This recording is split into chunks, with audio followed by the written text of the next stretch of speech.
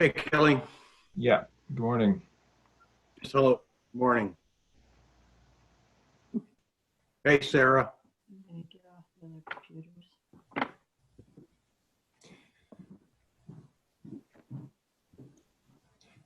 Who do we have on the call that's called in from 227-4128 so I can put a name to the number? Yeah, Joe Smales. Hi, Joe. How's it going? Good. Thanks for joining us. Yeah, not a problem. All right.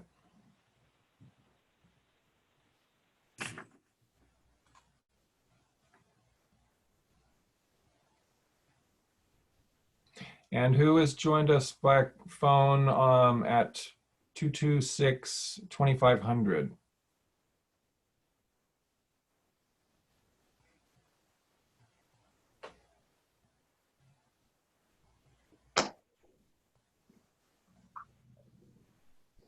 There's Sally.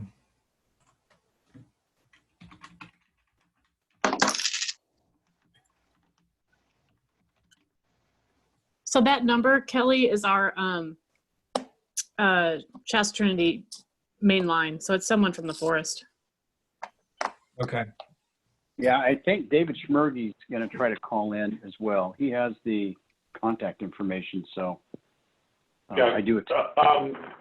I don't know if I'm the only one on the phone, but I am on the phone. That the number you gave is not where I'm at, but Sally might be right. You might just have a general phone number. Can you guys hear me? Yes. Is this David? Yeah, this is David. Okay, very good. I will rename that number then.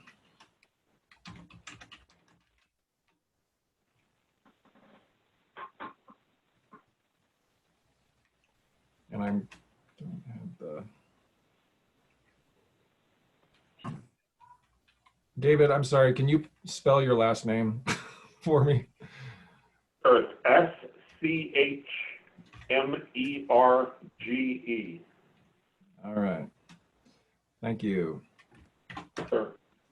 Oh, Norman Barn. There we go. And Sam, are you on the call? I am. Hi, how are you? Good. Nice to have you. Hey, Good to be Kelly, here. Thanks. Sarah Ackridge is asking for you to let her in the Zoom meeting. Whoops. Sorry about that. I haven't got all these things down yet. Sorry about that, Sarah. Hey, thanks, Kelly. Good to be here. Thanks for joining us.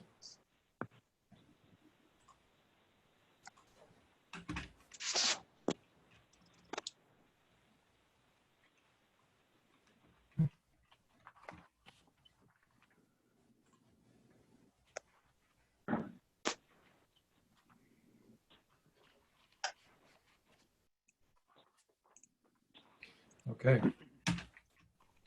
But I don't know who else we're expecting.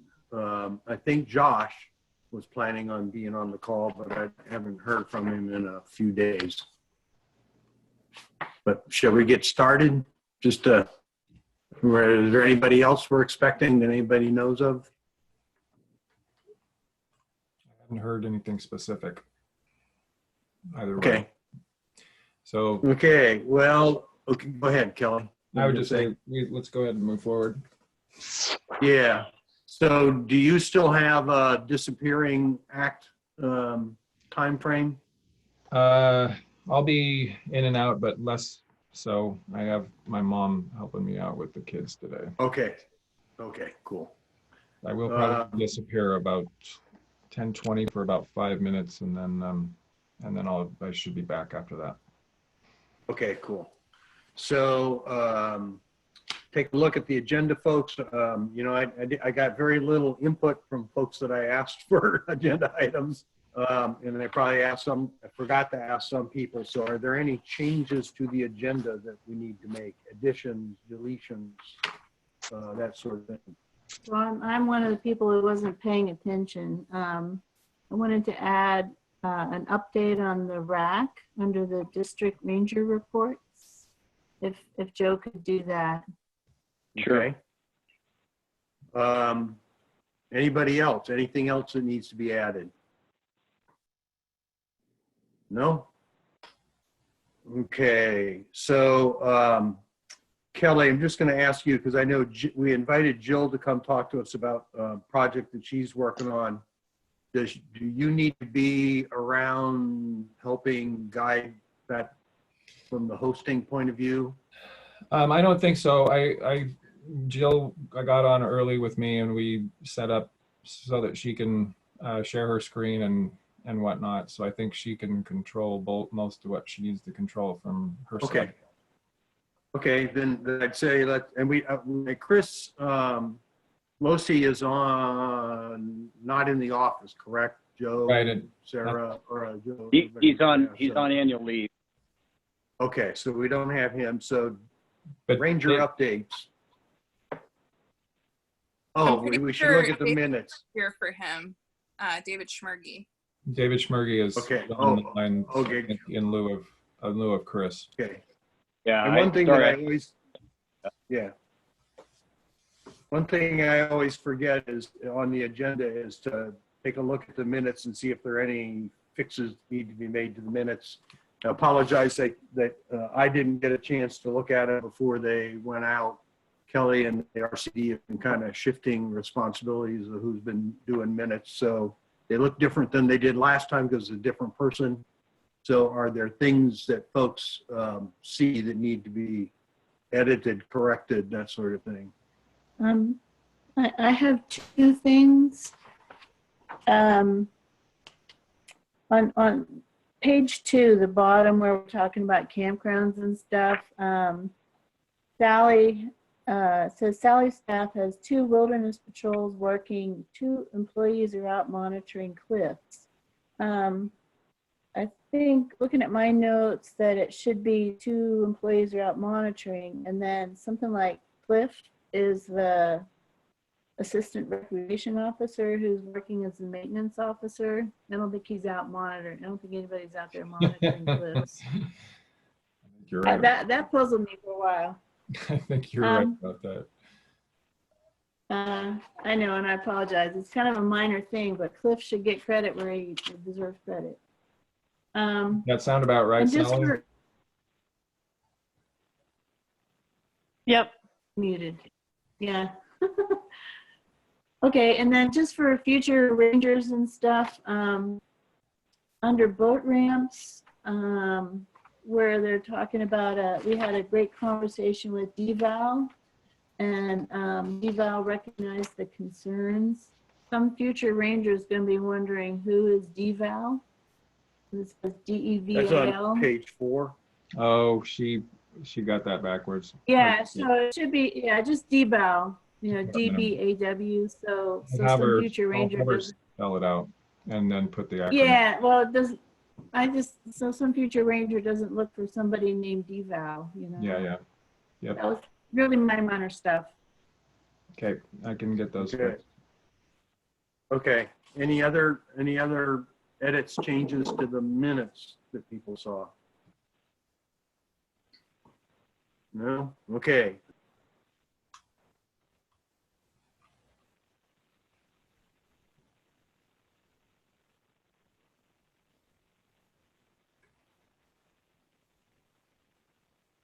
Uh-oh. Looks like Pat got dropped off the call. Pat and Carol. Oh, admit Josh Smith is coming on. So this is a quasi-recreational committee comment. So beginning on Friday mornings from about Memorial Day to Labor Day, we get this influx of wonderful tourists to the North Lake area. But they, despite the fact that they're coming to this beautiful paradise to, enjoy nature, they seem focused on using their smartphones and their tablets and that sort of thing. They clog up our internet. So if we go dead, that's the reason why, and I'll just call in. Thanks, Pat. Yeah. So anyway, Joe and Sarah, take it away. Bill and Sarah. You want to go first, Sarah, or Sure, I doesn't can matter? start. So let's see, I'm looking at the agenda here. COVID-related issues and updates. I would say that's still taking a lot to manage. We did on the NRA have a couple of recreation techs that were symptomatic for COVID. They're in the process of getting tested and working through, you know, all of that. But in the meantime, they are not able to come in at the risk of exposing other folks. So that just means we're down 2 rec techs right now. And that sort of cascading effect is something we've seen in other areas of the organization as well, including fire, but fortunately have not had a positive case on the Shasta Trinity so far. So we've been able to bring people back and, you know, keep going with the work, but it's the kind of persistent need to figure out what to do, have the conversations, how are we going to get work done in light of all this. That does take up a decent chunk of time and management to do. And along that line, you know, figuring out how to do the work safely. So we've gone through a lot of trainings at the regional office level about how we're going to be cleaning our facilities and working through that. Some of it is expensive, more expensive than what we've been doing thus far. So that's taken time to do purchasing for additional protective equipment, cleaning supplies, etc. That's what I have as far as COVID. So Sarah, hey, it's Yep, Sally. yeah. I just want to make it clear that's not our employees over here on the Trinity side. So don't think that those 2 employees are stationed out of Weaverville or Coffee Creek.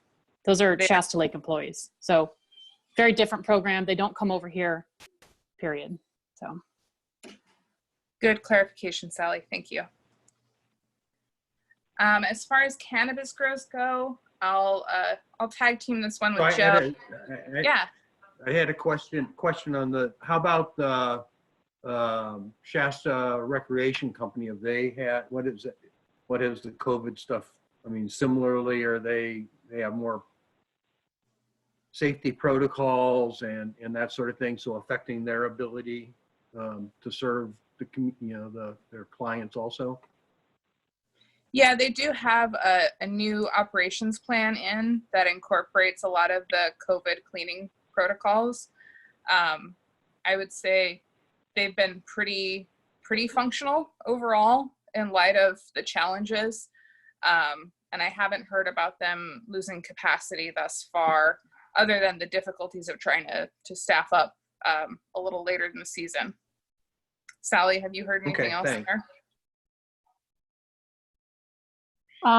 I haven't seen much of a difference, honestly, in their cleaning stuff. They are still pretty short-staffed, in my opinion, and just doing the best they can with the explosive use. Mm-hmm. Okay, so go ahead. I'm sorry. I interrupted All right. you. Are there any other COVID questions or concerns? Okay. So the cannabis grows conversation, thank you very much to Kelly Gant, who I don't think is on the call today. No, but she's not. She and Pat got me and Joe the county ordinance about grows within the NRA. And we've been having some conversations, and Joe especially reached out to Tim Saxton, I believe, to figure out, what the scope of the issue is out there and what we could, potentially do.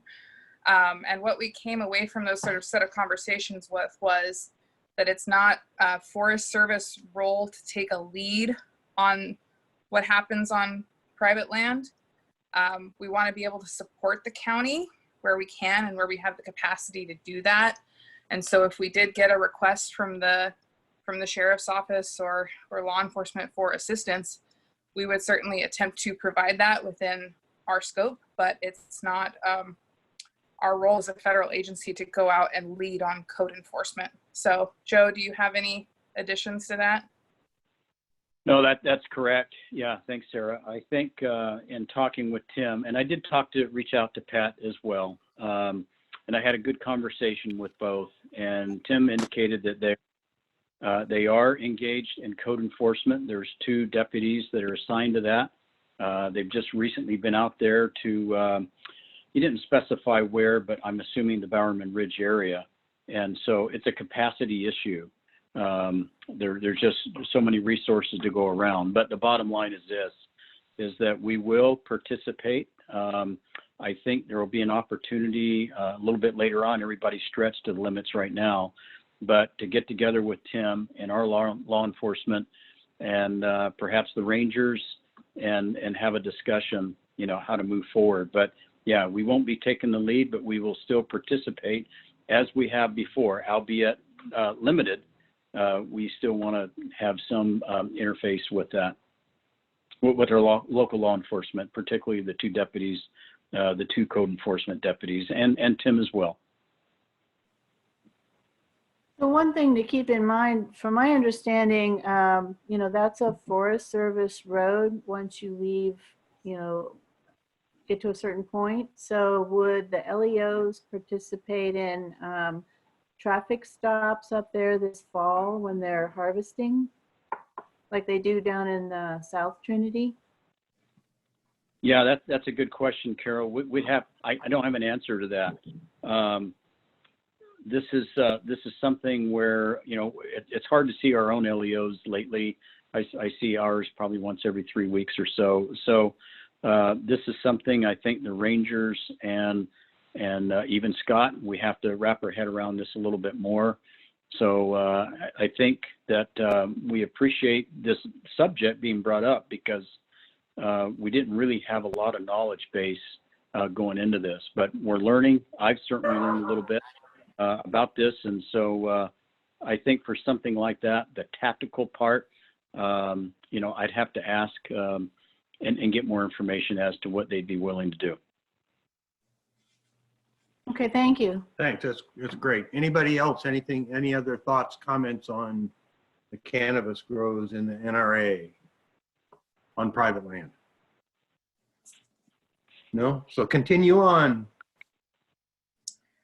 All right, staff resources and updates. So we are going to be bringing on a new recreation special uses administrator in the NRA starting in August. I cannot announce who that person is yet because that's still all working through the system. But once that's at an appropriate spot, I will be sure to share that. So that's a really good thing. We don't have an update on the Vice Nicholas. That's our accountant type person to do marina billing and that kind of financial accountability work. So Sarah, is that's the position that we took a position on last time and then took a position with the full collaborative to get a letter of support?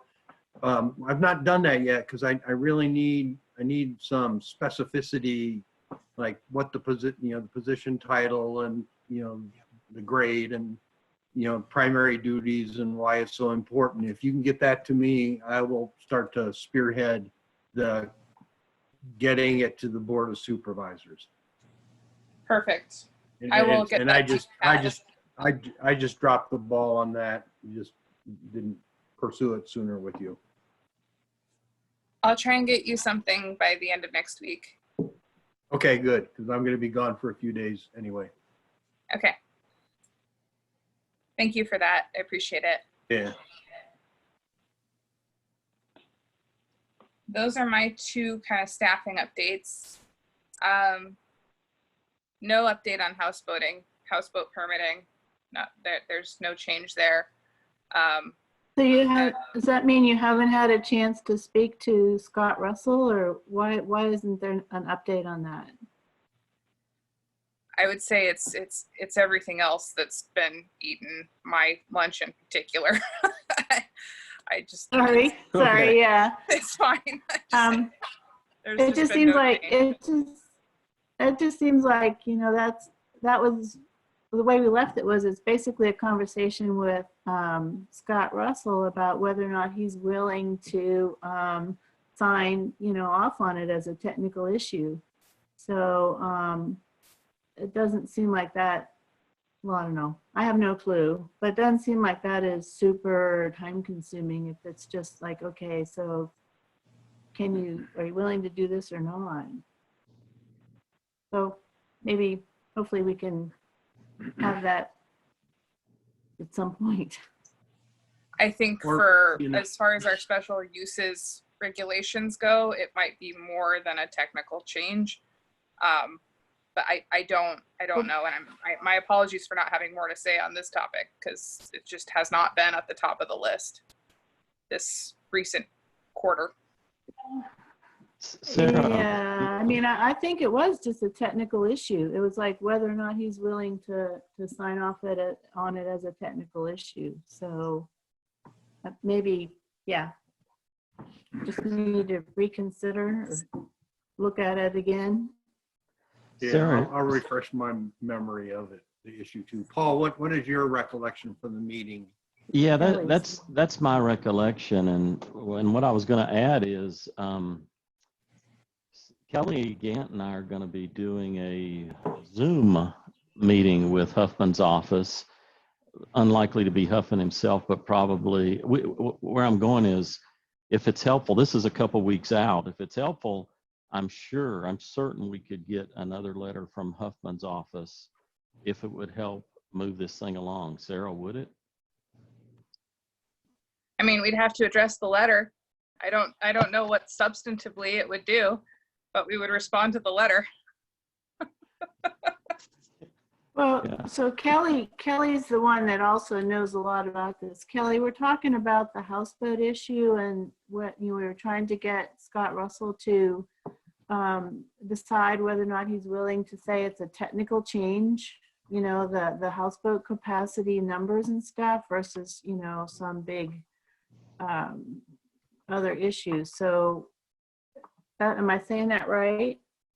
That was my understanding, and the last that, and maybe Paul could correct me on that, but it seemed to me that conceptually what we were hoping to have was Sarah basically broaching the subject with Scott, and then just trying to figure out, like, is there an actual mechanism for allowing us to make it a technical change that just is basically a letter, like, from the supervisor that would allow the shifting of the numbers around without having to change the actual it's not like it would need to be restudied, because we're not changing the numbers of the total numbers of boats on, or houseboats on the lake.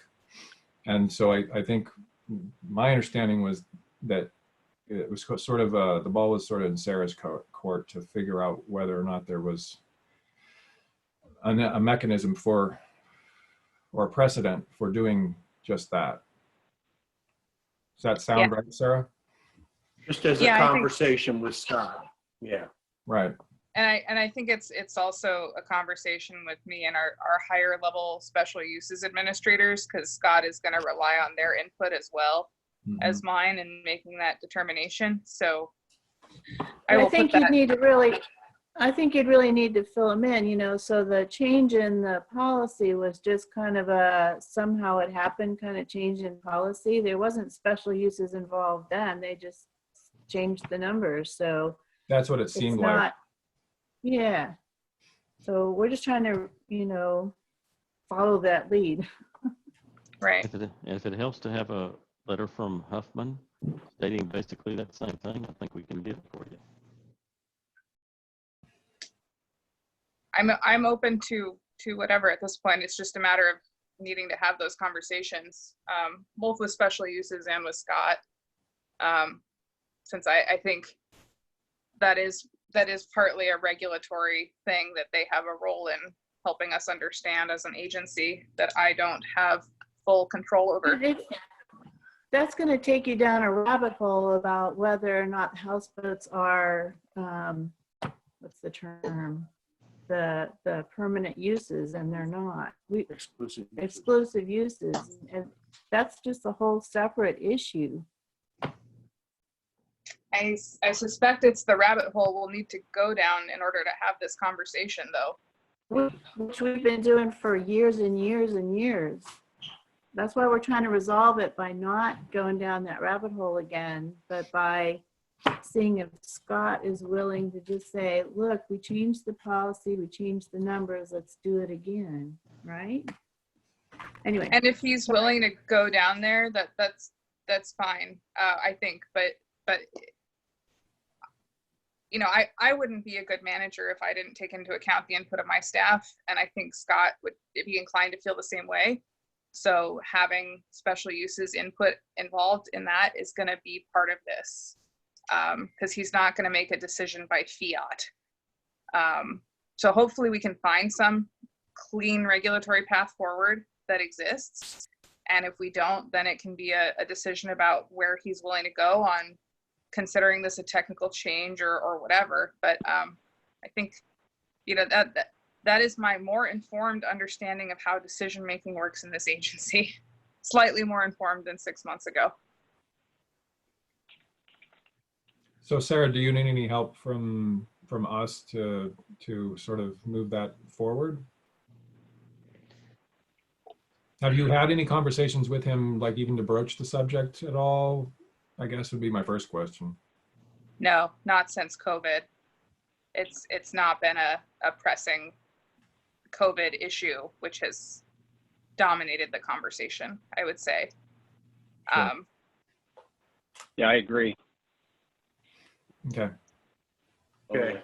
So, I mean, I guess is there something that we can do to assist in sort of trying to move that forward at all at this point, since things are kind of settling out somewhat with regard to how everybody's adjusting to the new normal?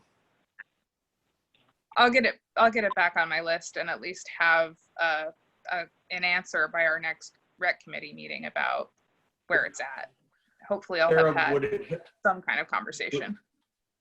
Would it help just to have kind of a short paragraph summarizing what we think the path is? Or do you think you've got that? I think I have it.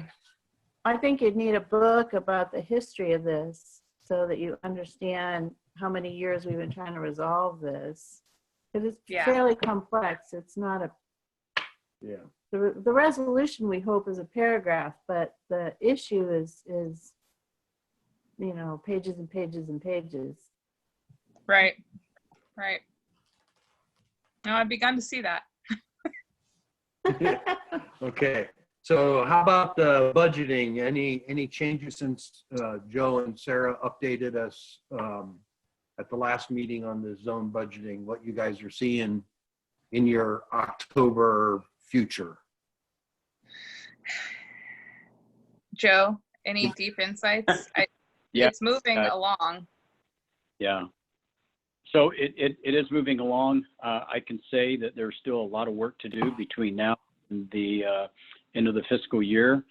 I'll have to say, to be honest with everybody, there's, and this is from Scott himself, Scott Russell, the process within the zone as to disbursement, I would say the allocations, that's not solid.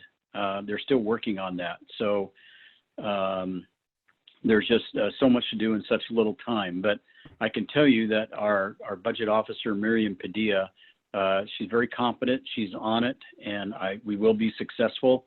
But I think the 4 supervisors within the 6-4 zone, they have to come up with a process, a mechanism. I've heard that term used here a little bit. That needs to be done, and Scott knows it, and I'm sure that that's a priority, which they will. So that's from my side. Maybe I can talk about it a little bit later when it's my ranger turn. Okay. Well, I think it's your ranger turn. I think it is too. Okay. Okay. All right. COVID related stuff. We're not open to the public, not yet. And I don't see it anytime soon. with the resurgence, not so much here in Trinity County, but elsewhere, I'm not even going to give a timeline. There's no way. I just don't. I was hoping maybe a month and a half ago that it was looking likely, sometime in the middle of June, but with the resurgence, all cards are off the table as far as a timetable set for a reopening to the public. We are open as phase one here. We are open for our employees, but having said that, telework is still being maximized. I would say our office is half full, half empty, however you look at your glass, right? But I think that the statewide mask order, it's been slow for us to adhere to. I think we're doing better here on the TRMU side. David can speak to the Southport Management Unit, but we're wearing it a little bit more. I'm asking employees as they come in to wear the mask. And if you're working inside your cubicle or in your office, go ahead and take the mask off. But where you're starting to go out in the public or in the hallways and some of the common areas, we ask that you wear the mask. So the bottom line is we're still making those adjustments. We're learning. And wearing masks is not easy. If you go in the public here in Trinity County, most people are not wearing, I don't know, maybe it's half, 50%. You figure. You've seen it if you go to Holiday Market. But I think we are making progress with that, though. We do have, we just received a pretty good supply of masks, other personal protective equipment and cleaning supplies that we've distributed amongst the facilities within the district. So we're there. But it's a learning process. We just had the flat fire downriver, and I think overall we were successful in that. We had some plans in place should someone come down with COVID-like symptoms, how to treat them, support them. We had a few instances, and I think we did okay. Still room for improvement. But at one point we had about 60, I don't know, we had over 150 personnel assigned to the fire. That's a lot of people. Yes, from within the county, but also from out of the county. So this was our first wildfire experience. And so for COVID-related mitigations, it was a test.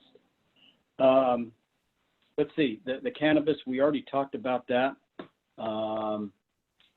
That's, if anything, I learned quite a bit more about after talking with Tim, what his take on it is. And like I said, I can't overemphasize that he's just stretched as far as capacity to be able to do that, but they are doing it. And so I did not realize that they had 2 deputies assigned to code enforcement. So maybe we can talk a little bit more about that offline if you wanted to.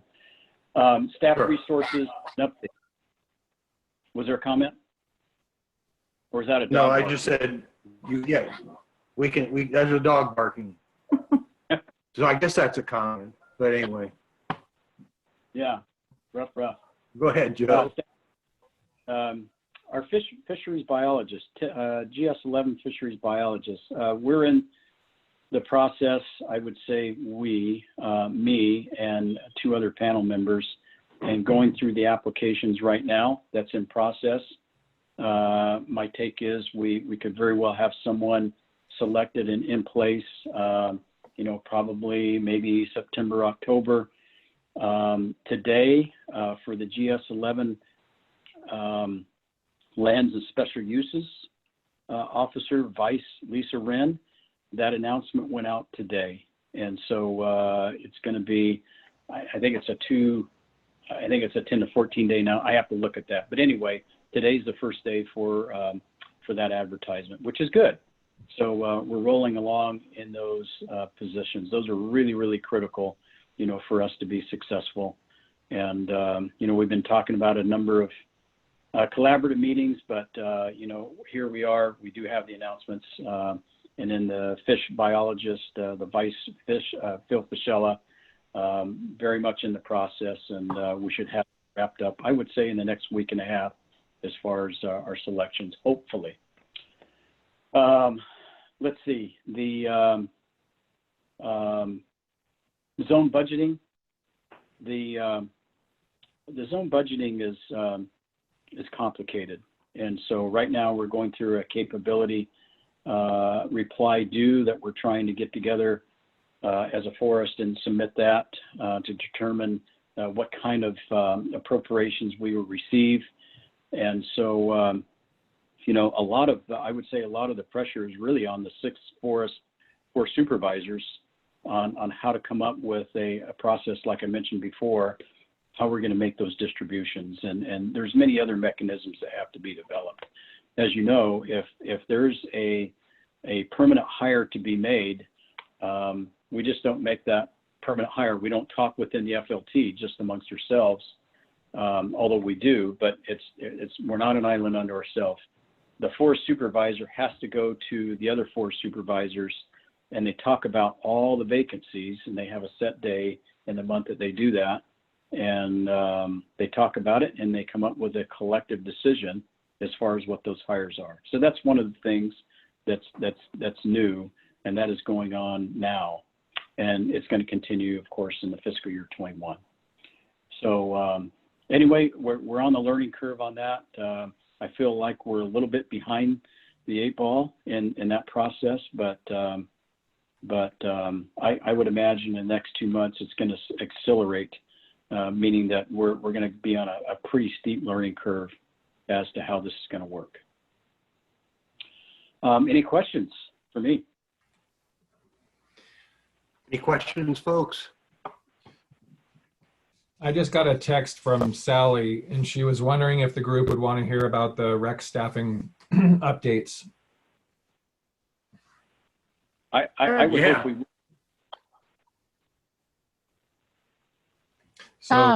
So our permanent seasonal Bailey left in June, and there's no timeline yet on refilling that. So our lake coverage is half of what it was.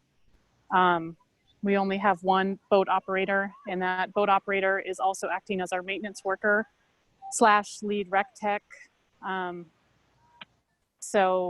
then we're also down the maintenance worker. So Cliff is trying to cover that job, and that's currently being announced. It closes July 14th on USA Jobs. So those are the permanent staffing updates in recreation. And then our seasonal staffing has been drastically affected by COVID-19. In about a month, we're going to be down to 3 rec techs, and then come end of August, we're going to be down to 2 rec techs covering the entire west side. We might be closing facilities early because of this. We just can't keep up with those cleaning standards set by the region. We're not really doing it right now. We've posted at the sites that we can't meet those requirements, that we are not cleaning as frequently. And so we're pretty short-staffed. Thanks. David, do you have anything to add from the South Fork Management Unit side? I'll just say a few things very briefly. A lot of it is a reiteration of what Joe said. So for COVID-19, for example, like you said, we are not open to the public, still phase 1. People are strongly encouraged to telework. When people come into the building, they're expected to wear masks in common areas. I think Hayfork has more on that than TRMU, but I think we're making some progress. But definitely, yeah, like Joe said, wearing masks seems to be tough, and we definitely have work to do to get all of our employees wearing masks in the buildings when they're in common areas. Let's see, for staff resources, I could say that we have a new GS11 archaeologist. She started last week, but she's moving from Hawaii, and due to COVID difficulties, she's stuck there right now. The move will be slow. I'm going to guess roughly a month from now she'll probably be here, but for now she's teleworking, and hopefully she'll be gradually getting up to speed, and we'll have a full archaeologist crew. I don't have anything to add on zone budgeting. So I guess unless anybody's got specific questions for the South Fork Management Unit, that's about all I can say. So this is Pat. So I think I had heard that Chris was appointed as the permanent ranger. Sure. Is that true? Yeah, that's an important thing to mention. So yes, Chris has been named the permanent district ranger. He will be starting in his new his permanent position on that on August 3rd. So yeah. Okay, cool. Okay, thanks. Any questions for any of the three rangers? No. If not, we're at a point where, Jill, I'll let you introduce Susan. I just had one comment. Were we going to add a rack update to that? Oh, yeah. So Joe was going to tell us about the rack. Yeah, sorry. Thanks for reminding me. I was thinking about Chris Losey, why I didn't mention that, but I'm glad David did.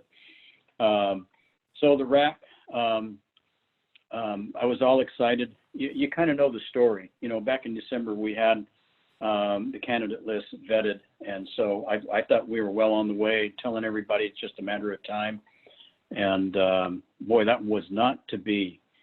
So we are not the only one, but there was a stockpile of rack applications, even having the candidate list vetted, just piled up in the Washington office.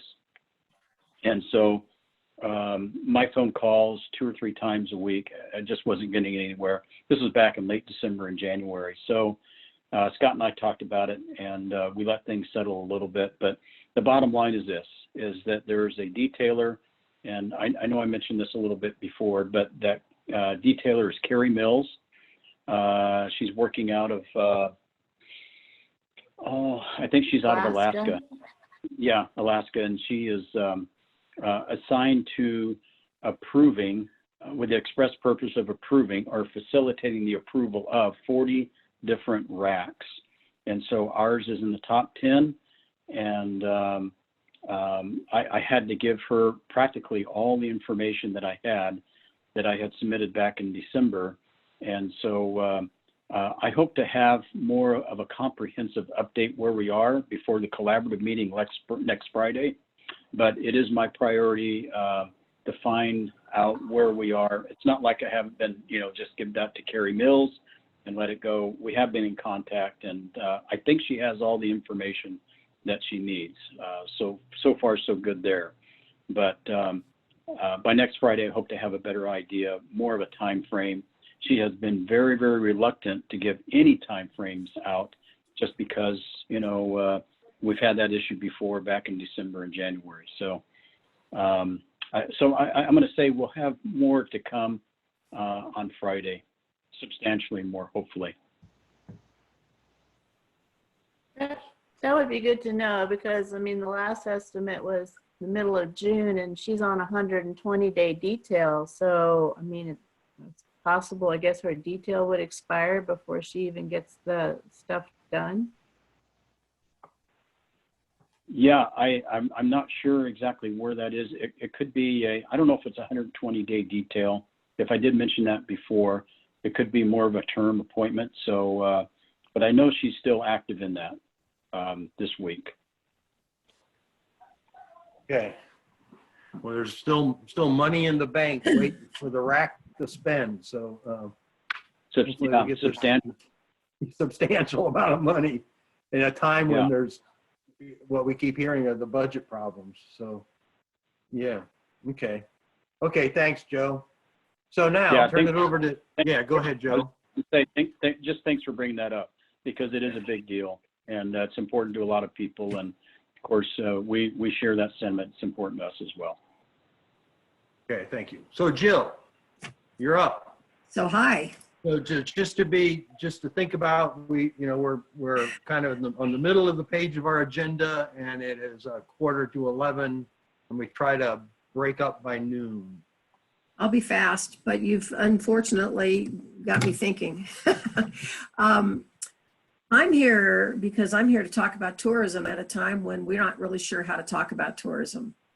And hearing you, so let me show you what it is we have and then ask you a couple of questions, and then I'll get off the page and just listen to what you have to say. The Trinity County Arts Council has purchased a website that if I can share screen, it's easier to point and show pictures rather than to actually talk about. If I may do that, if you don't mind. Go for it. All righty. You got the skill, go for it. Well, I know how to do this. This is in my skill set. Trinity, I have to move everybody. So the website is designed to attract people to Trinity County. And it does that by talking about activities, and activities when combined create trip plans. It's developed by somebody who just has lots of experience in doing this for organizations all around the country, actually around the world. And of course, right now with COVID, a lot of organizations are, a lot of the travel is strictly cars, it's drivecations. And so, and people wanting to get away to places that look like this. So we're in a situation where we're being hounded by travel agents who want to provide activities and trip plans to their customer base so that they can still engage. So our site is essentially got two things. It's got activities, and activities are divided into either great outdoors activities, which seem to be the safe place to be right now, or attractions that are everything else. Like I said, when those activities are combined, they become trip plans. And again, we are looking at the great outdoors for trip plans. And we're looking at a one-day getaway that you might do from a day trip from Redding or Eureka, or we're looking at a weekend getaway that might be a family-friendly thing. It might include outdoors and these other topics, but we're here to talk about outdoors. Just to show you what one of these things look like. Can't show you what we have for outdoors because we have nothing yet. And that's why I'm sitting here talking to you. People are here. Exactly. But the way these are ordered is if you were to pick a trip plan, let's just say arts, antiques, and specialty shops, and this could be you instead of this, but whatever it is that the trip plan is organized around, it tells us how many points of interest we've got, pops them onto a map, which you don't see 7 here. Some of these are so close together, you have to expand the map to find them. But you get to see a map that shows you where all your points of interest are. It shows you what the route is, and then down below details about each of these. So this is what it looks like if it's not a trail or boat launch or something like that. I'm going to take you to a different site. The Sierra Nevada Geotourism was what excited us about this opportunity to utilize this kind of an outreach. And they have, of course, lots of outdoor opportunities. And this is what we hope ours will look like someday without this miner standing here. But we kind of want to see this kind of activity on our website. Originally, my reason for being here today was because of the idea of capturing the hiking trails for bikes, hikes, etc. But now I'm opening my mind to the fact that there's a lot more than that we should be talking about. But in the case of how this could look, we could have, for instance, the Weaver Basin Trail. We could have 13 points of interest that would be trailheads. And those trailheads would be on a map like this, connected as you see them. It could, and then each of these would then become one of the points of interest for a trailhead. So this could be the campground at the East Weaver Creek. I don't know what you call that campground. I go there all the time. I don't know what it's called. but this could be something like that. And it would have pictures that would tell you if you were to go to the campground and pick up such and such trail, these are pictures that you would see there. It would have contact information and links to the RCD and their app, or whatever was appropriate. It would give a description about what the trail might be like. And this is something that would be on a person's cell phone. They would download it so that when they're out of cell phone range, they could still find out what the information is. And if they keep on scrolling, it'll show them where the other trails are as well. So each of these, in a sense, if it was a trail hike scenario, would be showing a trail. Hope this makes sense, because nothing I'm showing you is real, but it could be someday. So why am I here and why am I talking to you? I'm going to get out of here.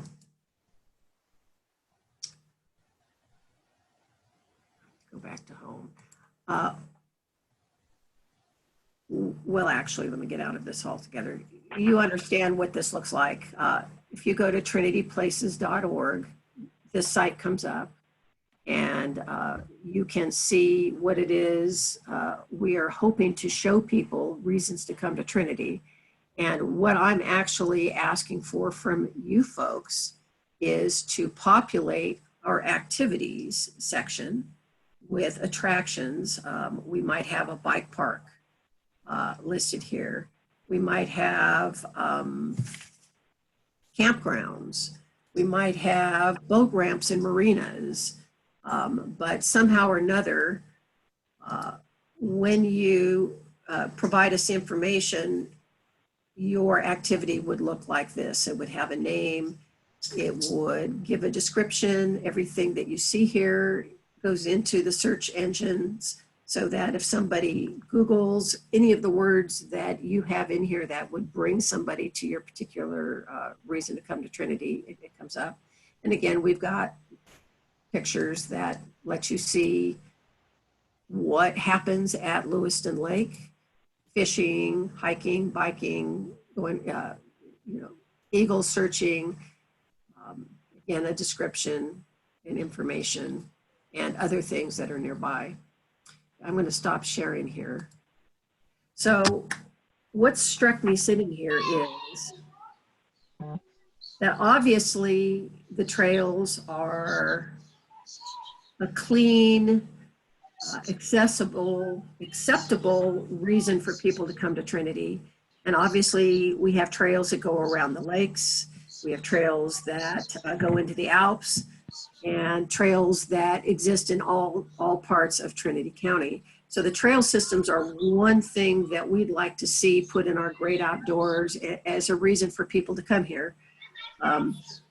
I don't know about the campgrounds. When people get here, they need to know where can they stay. And so I'm realizing right now that contact information for campground accessibility would be something that we should have on this site. Hey, Jill. Yeah. So two things with that. So I love that you are highlighting things outside of the Trinity Alps Wilderness, which I feel like we really need to be doing. We are inundated to, in my opinion, over capacity in the Alps.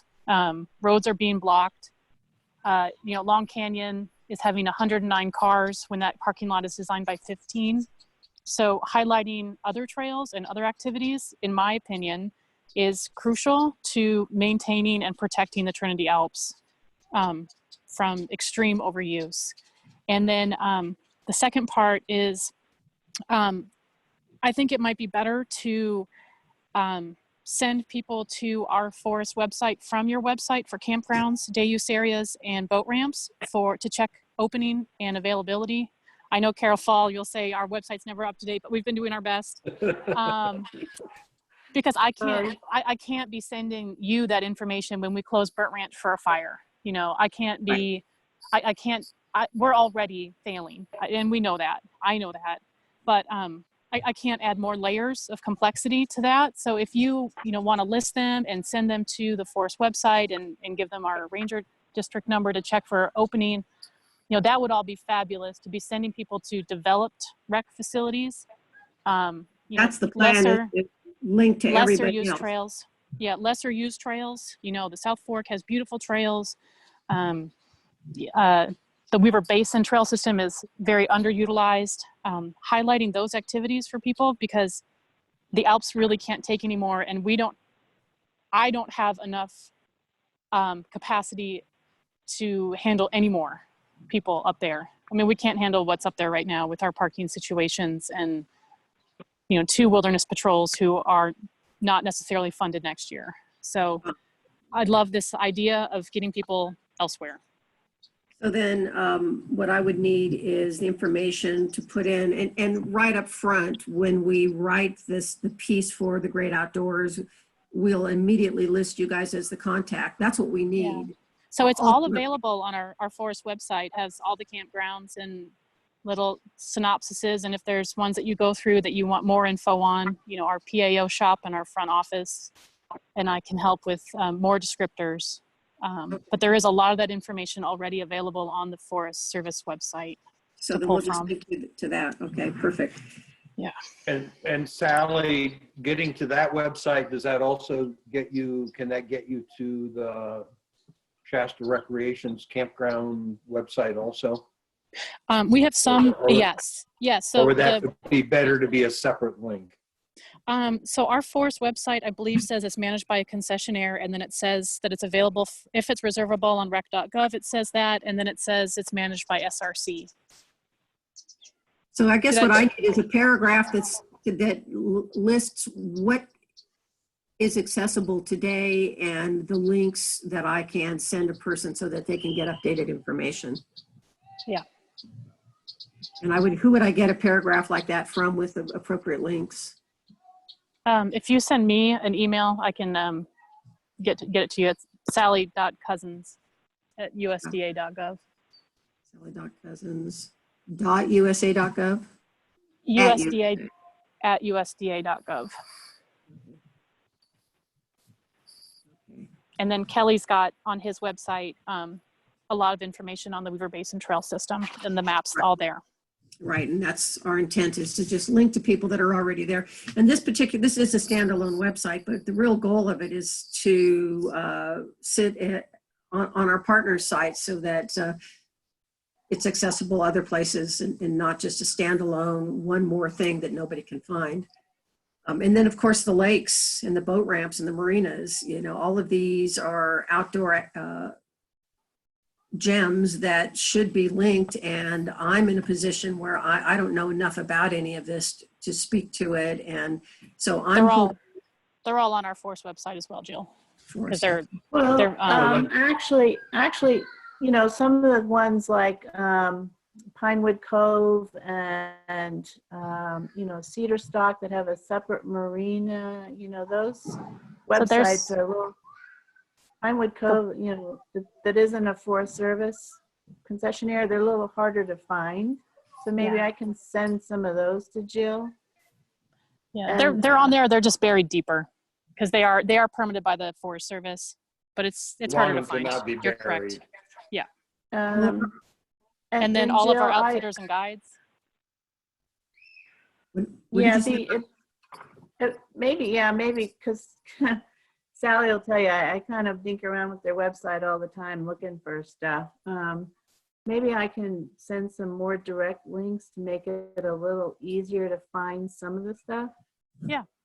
And also, Jill, I'll volunteer to send you some photos and some blurbs in our bowermanbarn.org website, because that would be an attraction if people wanted to come up and do the trail at the barn.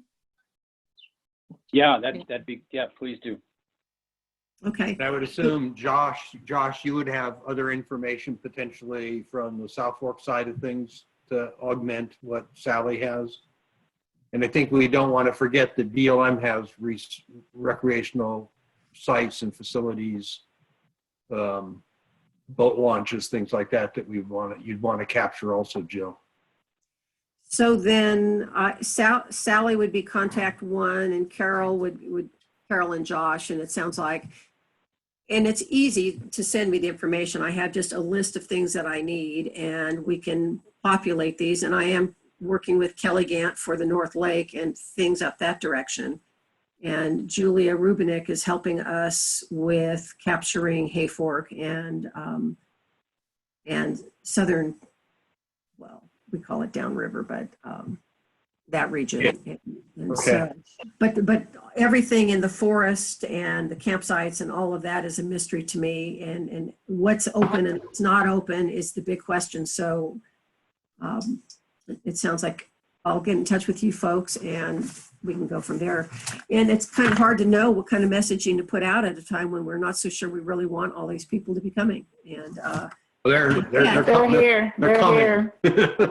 so if we can get them to go to the places we want them to go using a site like this, and it will be pushed out to travel agents all over. So we really want to send them to the places that we want to send them to so that we can be safe about it and have some control. So Carol, Josh, and Sally, it sounds like, are. Yeah, and Carol's right on. We need to have you contact the BLM too. Their recreation person has moved on, but I'll find out who. I'll get a hold of Jennifer Mata and ask who she would like to be the contact. Okay, I kind of hate to send somebody to a site that they get lost at. They're never going to come back, you know. So the purpose of this trip plans or this trip plan site is to make it really simple for somebody who wants to go hiking or wants, you know, they put in lakes, you know, Northern California, and we'll come up, and our site will come up, and we want to be able to, you know, have discrete things that we can show them to do and direct them in the areas that we'd like them to go. And then put contact information for times, places, accessibility, hours, and all of that. It's kind of how we see this. Ross, Susan, how about Trinity Trail Alliance? You guys got a website too, right? We do, and we had a presentation by Jill at our meeting last month, and Okay. we're working on providing information to her. Yeah. Cool. Awesome. Okay. So did what I say make sense? And, Yeah. And for anything that doesn't, just give me a call. Not that you know my phone number, but I can be reached at 530-623-2760, which is the Arts Council phone that rings on my cell wherever I am. And look forward to any kind of help you can provide. Cool. And my email, I don't know if my email is anywhere, but as you come, what we should do is for the specific areas, we should just have a conversation and let me, and then I can simplify and you can give me details. Hey, So- Jill, Yeah. Jill, I can base that the requirements and some of the documentation that you had shared with Pat and I will PDF that and then send that out to the group so that that way they've got your contact information and sort of basically what it is that you're looking for. Fantastic. Hey, Jill, I'm not sure if this would work or not, but every year I work with the paper. They put out that publication, that Great Outdoors paper copy. So they have nice write-ups Recreation on. guide, yeah. Yeah, so they have nice write-ups on almost all the facilities, and we try to look that over and put the correct pricing and put the correct dates in that book. I don't know if they'd be willing to share that with you for this website, but that could be a good resource to start from. I have been plagiarizing the rec guide at every Okay, turn. cool. Okay. But what I don't know is what the new rules are and what we really want to be doing with people. And that's part of the question as well. So, Hey, Jill, I have a question. Just to take a quick step back, I mean, I think that, you know, we're going to be working on the Hayfork trails with you. We've already been working with Julia. I think that you're talking to the right people on the trails in general, but a bigger picture across the board for outdoor recreation. Is there like a kind of an outline of things that we want to focus on? Like, you know, are we talking any of the fishing guides about, you know, a trip specifically for that? Are we talking to the rafting companies about downriver rafting specific trip plan, that kind of stuff? So we are I have sent a request for information to all of those discrete businesses. The fishing guides, the fly fishing stores, the rafting guides, lodging owners, all of whom have relationships with all of those people. And some of them have sent me information and some haven't. So under the activities section, those independent businesses exist. And in every case, we are sending them to Visit Trinity or, or linking to information sources, because we're not the information source. We just are a fast and easy way for somebody who's looking for things to do to find something and then be funneled in the right direction. But when it comes to a day plan, that's when we take the independent discrete activities and pull them together into a day. And I've been talking to the Straw House, for instance, about, if somebody wants to stay there and you'd like to have this kind of information on your website, what would a day of fun look like for a family? What would a day of fun look like if you're interested in, so I'm kind of stumbling around here, but what I'm doing is reaching out to businesses that already have visions for trip plans for a weekend getaway, so to speak. And I'm reaching out to them and saying, how would you collect these and put these together in a way that makes sense? So I'm gathering data from the individual organizations that you're talking about, and those exist in some cases those are ready to be published right now. And then pulling them together for a day of fun or a weekend, of activities is something that I'm trying to get some help on. Jill? Yeah. So this is kind of walking a fine line between an outfitter and a guide if they're doing activities on National Forest System lands. So we'd want to make sure that you, at least for any National Forest System, were only advertising the permitted outfitter and guides, and that list is located on our Forest Service website. Okay. If people are doing on their own private property, that's their own private property, but there are some rogue outfitters and guides out there, and we would definitely not want to be promoting any of those for use on National Forest Systems lands. Great information. This is why I'm here, to get this information, because I need direction, and this is a bigger project than I ever imagined it to be. So thank you for that, Sally. But we have a list and their contact info, and several of them are linked to their own to the websites for those private companies, and those ones are all permitted. And if I don't get you that page, I'm sure Carol can send you that link to that page, because it's on the rec website. Cool. Okay. So anything else for Jill, and then we'll probably move on. We've got about 50 minutes left. Okay. Thank you so much, folks. That was great, Jill. And I'll send you an email about maybe some other venues where you might present this. Okay, thank you. I did have one question, Jill, just real quick. Did you want to mention anything about that analytics thing, or shall I just send that out with the group? Because I'm looking at it and it's not clear to me what I'm looking at. Well, yeah, don't bother sending it out. All that matters is that for organizations that want to collect data, want to know that their energies are being put into a good use, every hit to this website is collected, and we get all the information about who these people are, where they're going, information they wish nobody ever knew. We're collecting, and it lets us know what the validity of this website, whether or not people are actually finding us, and otherwise don't bother sending it out. Okay. And that's not true for us anyway. So, I mean, that's a sampling of what we can get. Yeah. Very good. Thank you. Thank you. Okay. So how about moving on to trails? So the update on the Weaver Basin Trail System NEPA process, which is combined with the fuels reduction project. How about that? What's the update on that? Yeah, why don't I give a little update on the Weaverville Community Forest Fuels and Recreation project, Scott, or I'm sorry, Pat. I'll say that, you know, the COVID-19 really compromised our rate of survey out there, but the good news is we are out there. We had that release about a month and a half, 2 months ago. So we are out there making those surveys, particularly botany, archaeology, wildlife, hydrology. We're making pretty good progress. Not the rate that we would hope in normal circumstances, but still, you know, we're making those adjustments.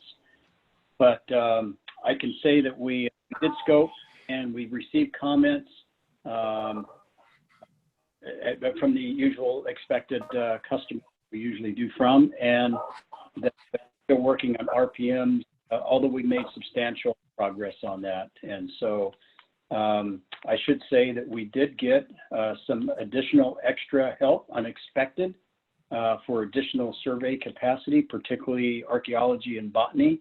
That was greatly appreciated. And so we are continuing to do that.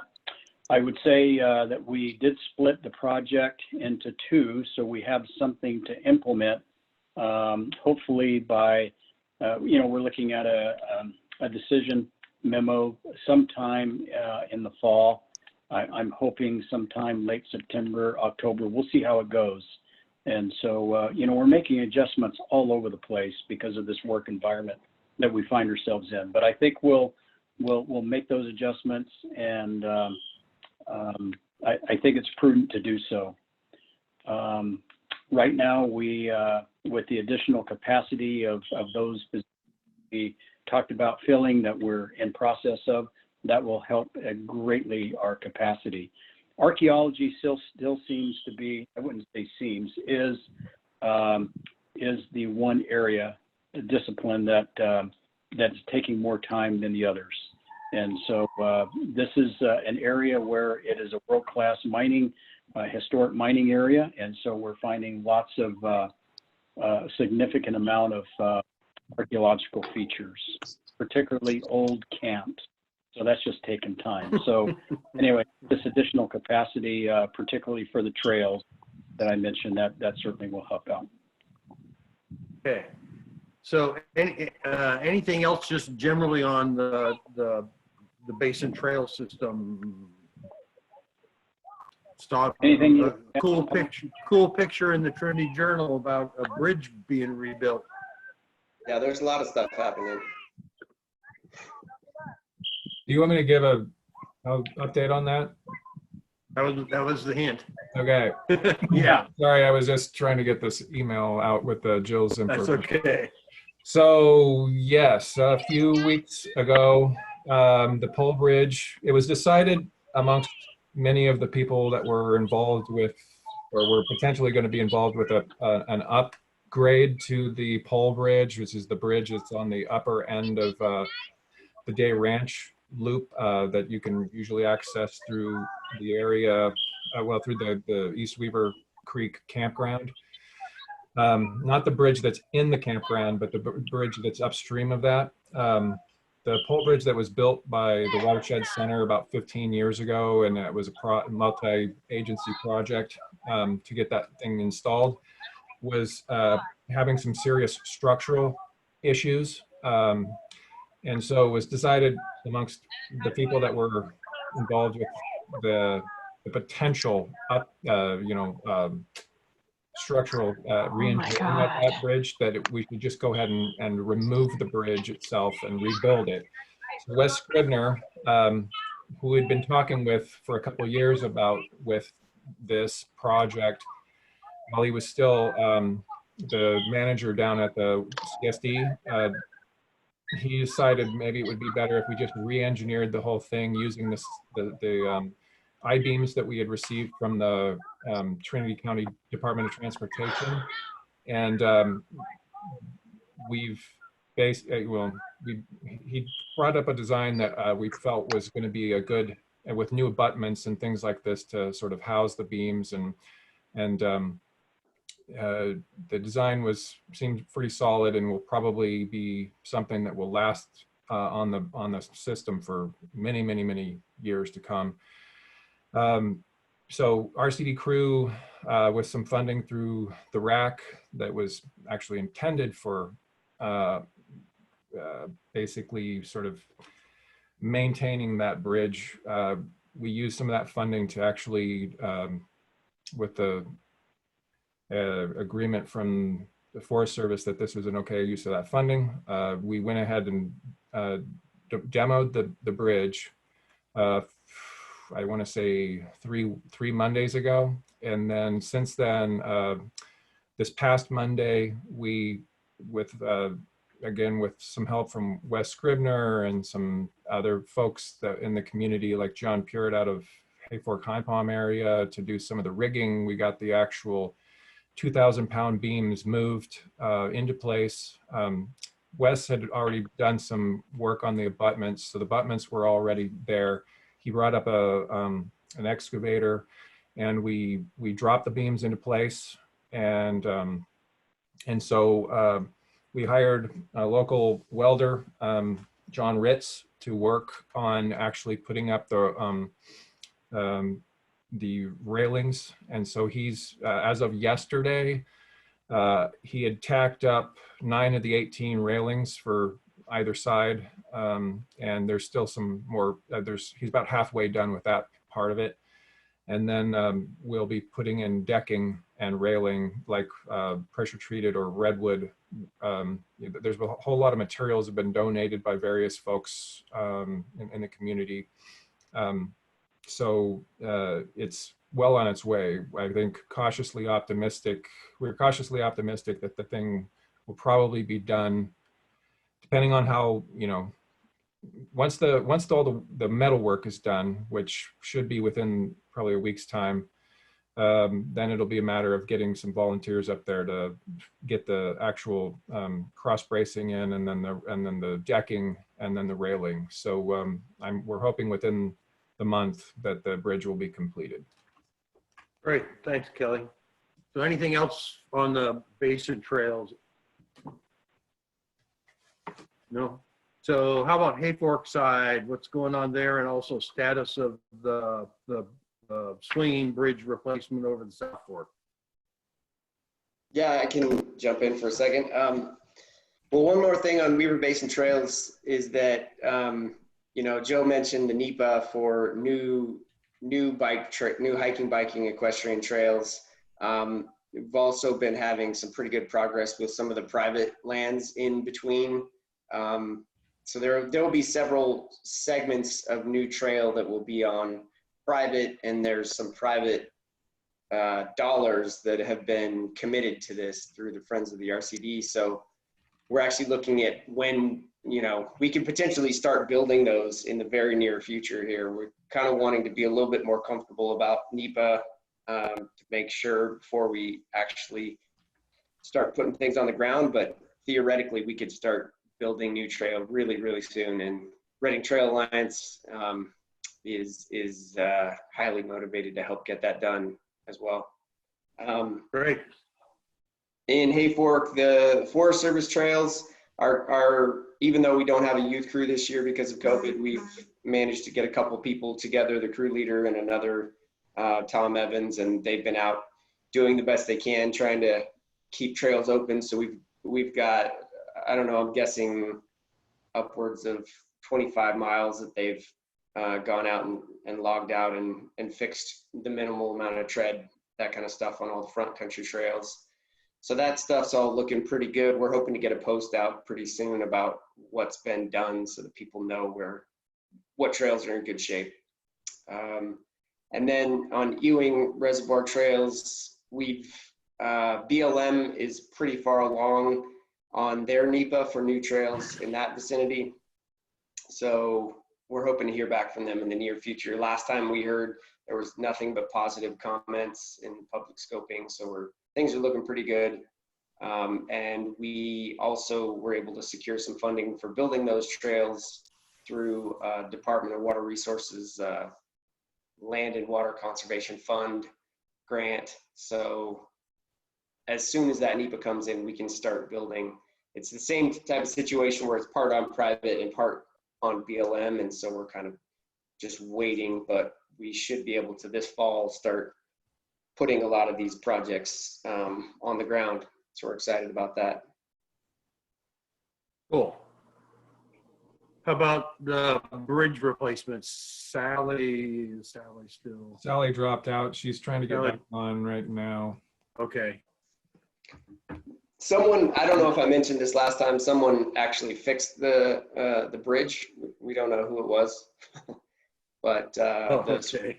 the swing bridge is fixed for now. So it's usable out of Scott Flat to get on the South Fork Trinity River Trail.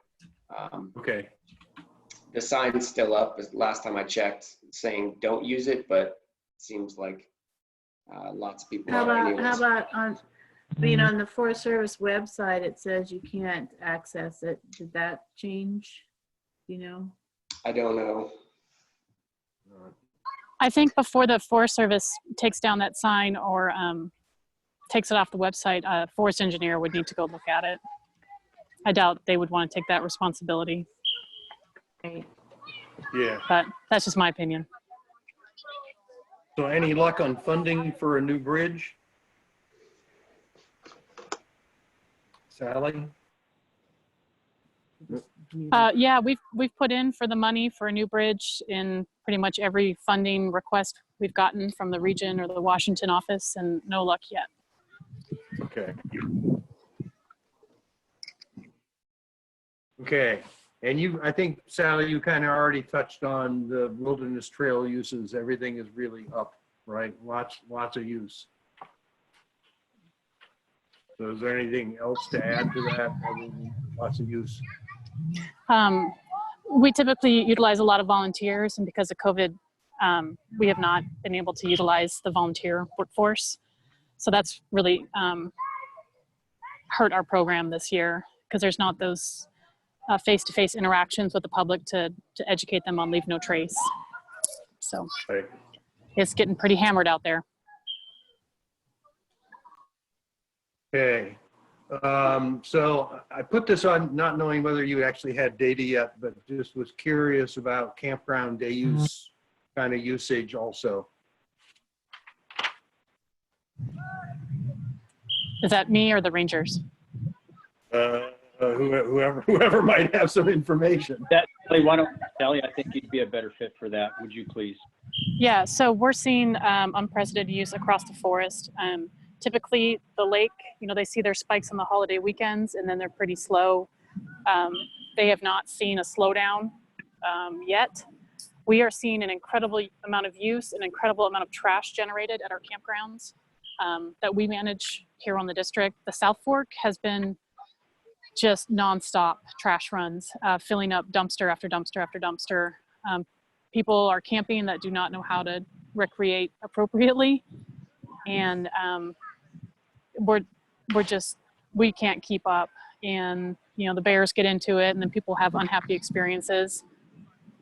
And we've got one rec tech on the South Fork who's doing his best. And the downriver corridor, we're seeing just incredible use at our campgrounds down there. At some point, if we have time today, I'd like to talk about RIA fee proposal increase to try to mitigate some of this. But it's just been incredible, and we're all looking forward to school going into session, hopefully, and a slowdown. Yeah.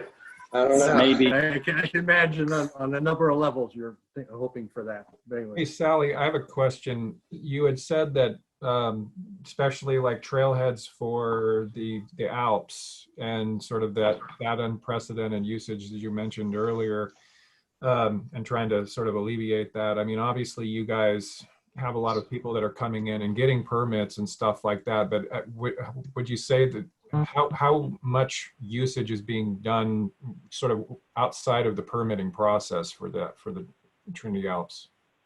Well, we don't know that because we don't have enough wilderness patrols. But so on average, our typical busiest ones, which are Stewart Fork, Canyon Creek, and Swift Creek, they usually get 100 cars. Now they're getting 100 to 175 cars. So, 75 cars more is another I think you count 3.5 people per car and for our statistics. And then, Long Canyon, the Four Lakes Loop typically has 30 cars on a weekend. Now it has well over 100. So we don't know the people who are not getting permits because we don't know. There's no way of knowing that with our staffing levels. So I can't answer that. I'm sorry, Kelly. Would you say that the permitting that you do for the Alps is sort of like maxed out then, or? People who are going to get permits are going to get permits, and people who choose to not get a permit don't. We're going through about 2,000 permits a month right now, which is way more than what we ever went through in the past. Thank you. Yep. Yeah, just to case that a little bit, Kelly, my office sits right in the front, and we have a kiosk in front of the station, and it's just a nonstop flow. Sometimes I work a little bit late, and we'll have hours up till 10:30 at night, accessing the kiosk, which is great and everything, but it's just to illustrate what kind of a flow that we have. And it is unprecedented.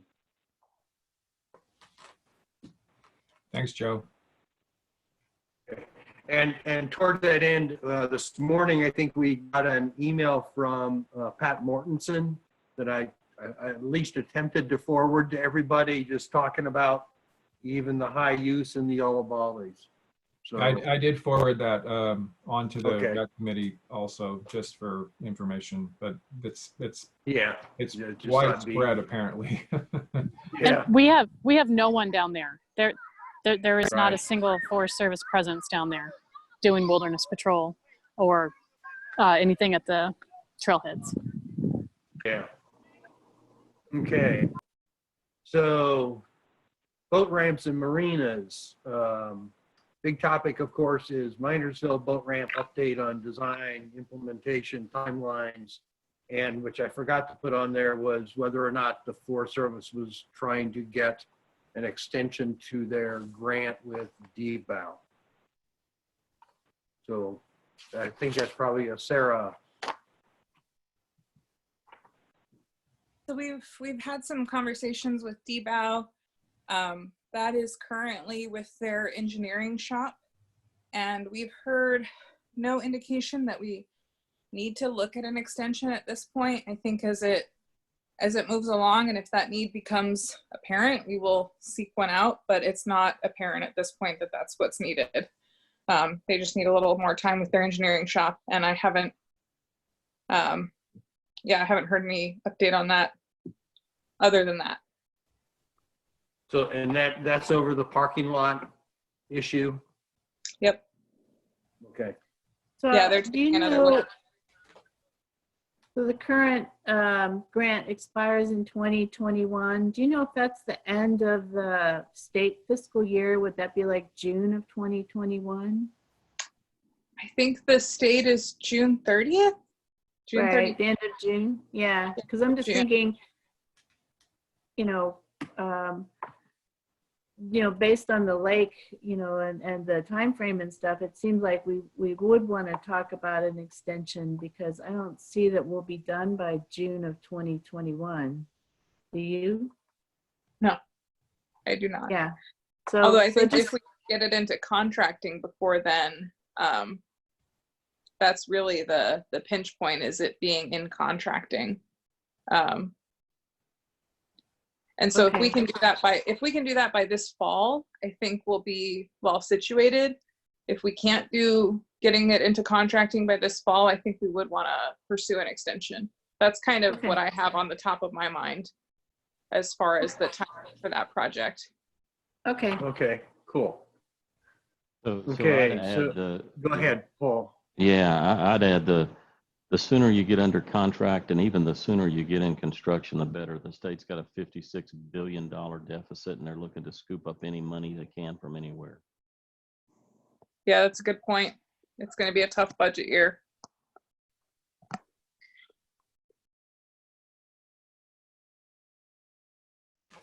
Okay, so anything new, different at Stewart's Fork? No. And I would say of those, Minersville has been the priority for us. I do have an update on the marina permit. Yeah. Go for Okay. it. So the marina permit is where I have put the vast majority of my focus for the Trinity side of the NRA. And I do have some good news there. So that permit is done from a Forest Service standpoint. All we need is for the new owner to pay their bill, and we will be able to issue them a permit. That is the status. So it's So, been so you've go ahead. so you've actually sent them a bill? Yep, we sent that them was- a bill at the end of May.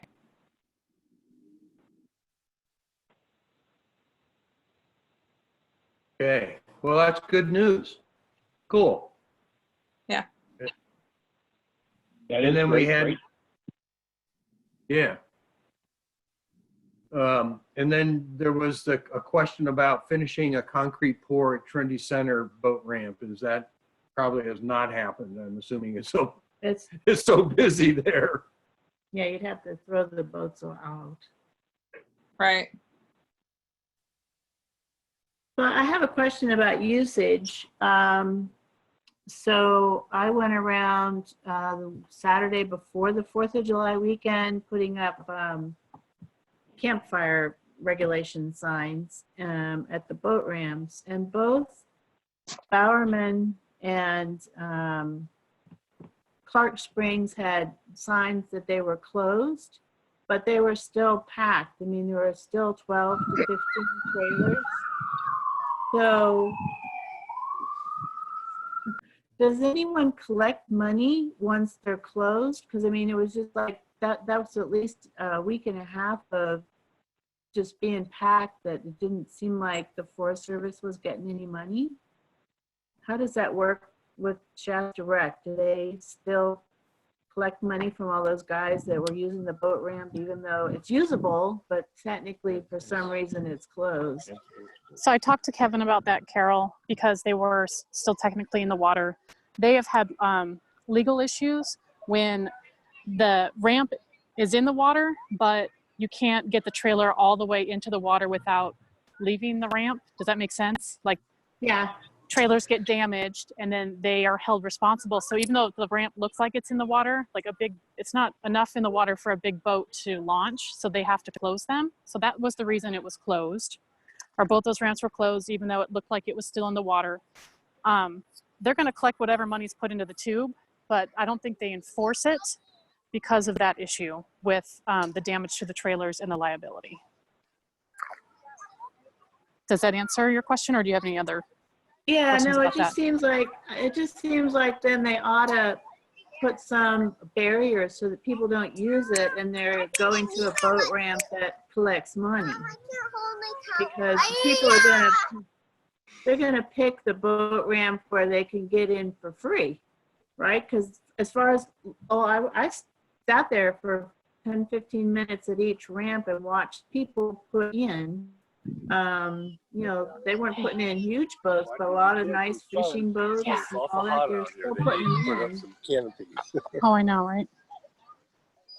Sorry, I'm picking my kids up from the pool. I gotcha.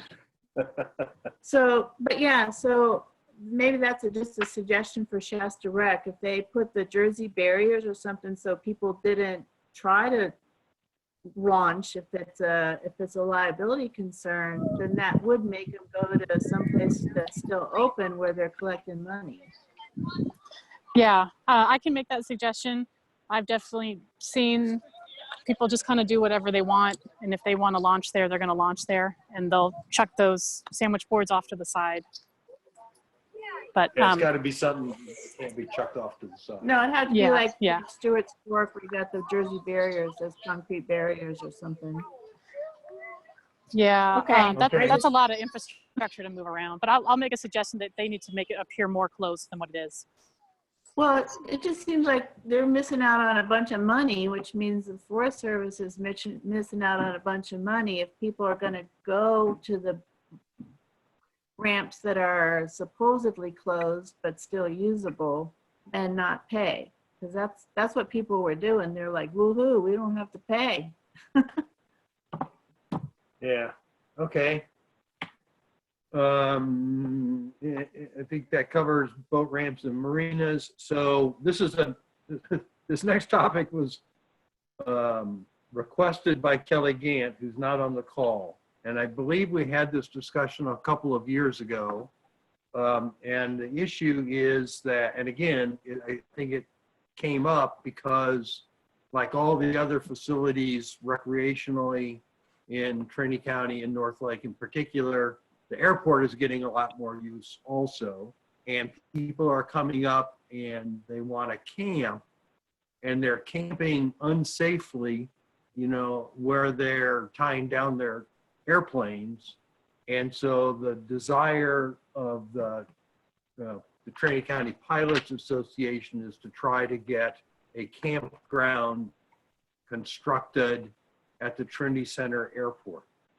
And my recollection is the last time we talked about this, it's more of a Joe Smales thing than it is a Sarah thing. I know that.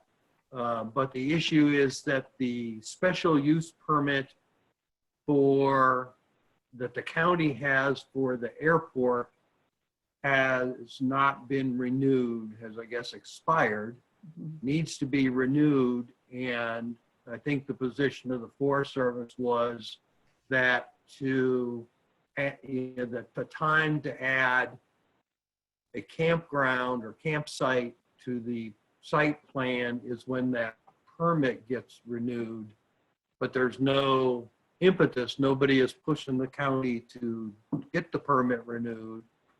And so there's little opportunity to figure out some other way to get the campground started. And the Pilots Association, as I understand it, you know, has about $4,000 that they have set aside to help with the design and construction of the campsite. So this just kind of want to get the topic back on the table, on the agenda, and begin to figure out, have a conversation, whatever that might be. Maybe it is leaning on Rick Tippett at because he is in charge of the airports for the county. But anyway, so okay, go ahead. Yeah. You know, it's interesting when you have a fire incident, things seem to happen, right, Pat? So yeah, I would say last week, Rick Tippett did reach out to me. And so I, in turn, reached out to Scott Russell and my fire and aviation colleagues over at the supervisor's office. That is in play. We should have an agreement with all airports in Trinity County by next week. So Joe, you're talking about fire use at the county airports. He's talking about the special use permit for the Forest Service land that the Trinity Center Airport is on. I believe they're different agreements that Pat is talking about. Yeah, they are, because we use the Trinity Center Airport as a helibase for the Delta fighter, and they had a whole separate agreement. Okay, I wasn't aware of that. So yes, well, since we progressed with that. So you got a conversation started with Rick. Now's the time to bring up the other special use permit. Have that in play. I will follow up with that. Okay, and you know, I think the Pilots Association is pretty open to, I think, how their funding gets, you know, put to use on the ground. So it could be, you know, third party NEPA. If there's an additional NEPA that needs to be done because, you know, of the campground area, I think they could probably help with that.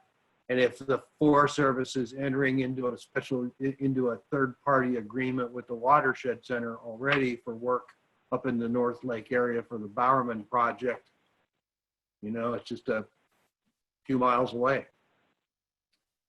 Is there a fee, an annual fee for the special use permit that the county would pay to the Forest Service?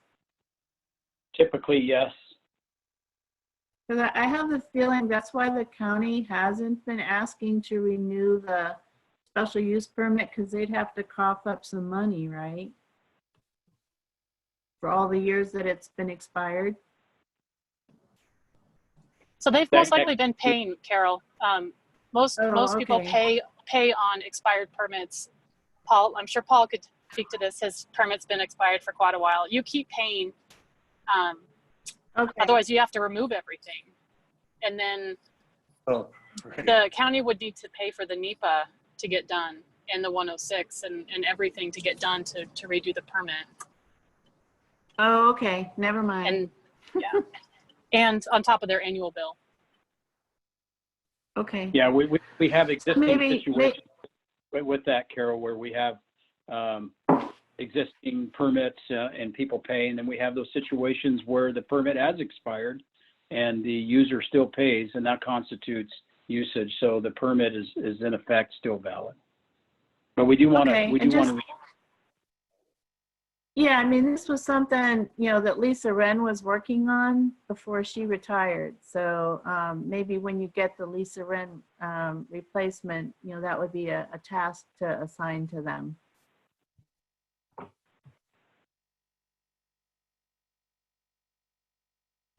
Okay. Well, thanks, everybody. So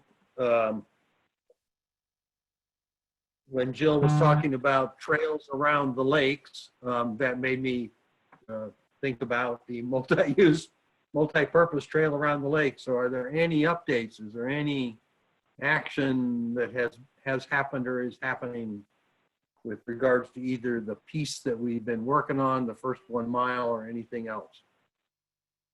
Well, I'm off mute. Joe has been talking to Caltrans about that, the thing that dumps out in the culvert that dumps out in the proposed trail area, which is right next to the. And that's. But I don't know if anything has been resolved, and I haven't been out there to look. We had hoped to get something resolved when they were out there working on the road, and so that was the plan. So I haven't been out there to look at. Yeah, and they're done working on the road. Yeah. Yeah, I think that's Sarah? just paving. That's my understanding, Ross. What? I think you and I are on the same page about our level of understanding. I don't have any additional information than what you have from Joe. Yeah. So Yeah, I don't have anything. And that's not Joe Smales, that's Joe somebody else. Right. Right. That's Joe, the rec officer for NRA, Shasta Lake and lands person. Okay. But he's the one that deals with Caltrans anyway, so. Right. Okay. And I'm assuming nothing has happened with the wildlife report being written at this point. Nope. Okay.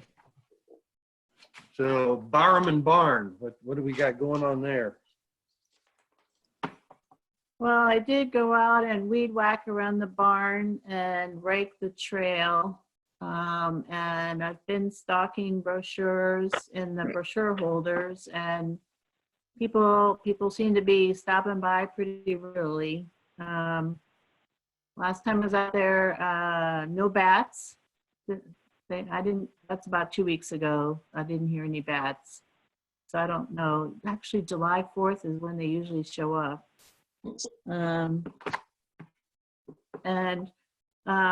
Tim Ritchie did say at the Fire Safe Council meeting, I guess the Forest Service now has some sort of small piece of equipment that has a mower head on it, so they'll be able to mow the roses in the pasture at some point when it's not a fire danger, which is awesome. Volunteers love that. So anyway, we're still just kind of keeping an eye on the barn. Because I know you guys are really, really short staffed. Yeah, okay. And then I had house permits, but that's an artifact of an earlier agenda. I forgot to delete it because we had it up earlier. I don't think there's anything else to talk there. anything else generally for the good of the group? Sam has been quietly sitting there on this call, hasn't said anything. Samantha, you got something you've been wanting to bring up? No, I'm just here listening for Mike Dixon, who is the new Trinity County Fish and Wildlife Commission representative, who's going to be kind of keeping an ear to the NRA and the recreation issues, and we'll bring them back to the commission and report. So I'm just sitting in for him today because he didn't listen to it. Oh, okay, cool. I should have asked that originally. I thought maybe No problem. You live up East Weaver, you were there for trail stuff. Yeah, no, I'm always interested in the recreation, even though my old dog can't quite get out as much as she used to, but we're still getting out where we can.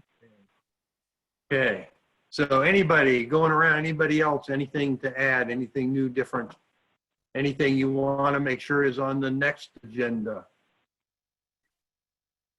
I did just want to say, give applause to Sandy Faulkner, the fire patrol, because last year we had a bunch of illegal campfires and all that stuff around the lake, and she coordinated with me this year. We got a bunch of flyers out and Facebook posts and all that, and this year we did not have any illegal campfires in all our fire patrols. So if you see Sandy, say thank you.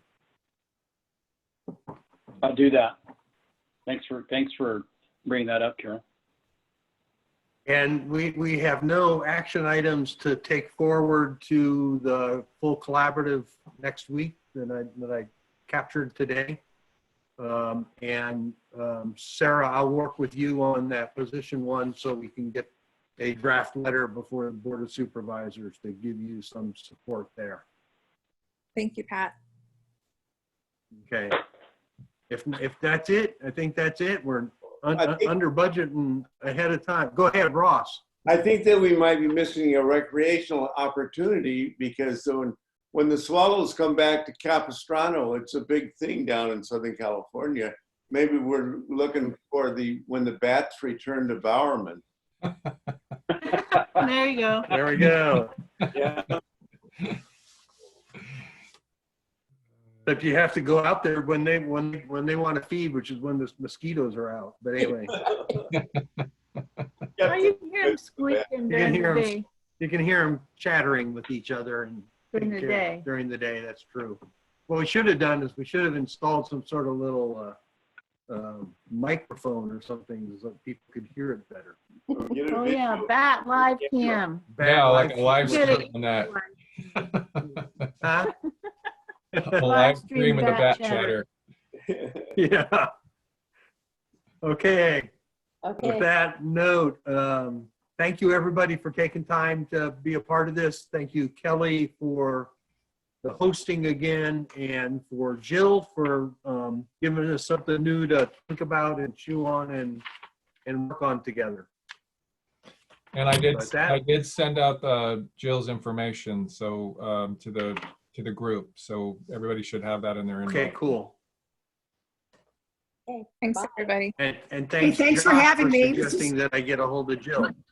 Yeah. This is Jill saying thank you. Okay. All righty. Bye-bye. Okay. Thanks, Everybody. See everybody later. Everybody have a great weekend. See ya. Yeah. See ya.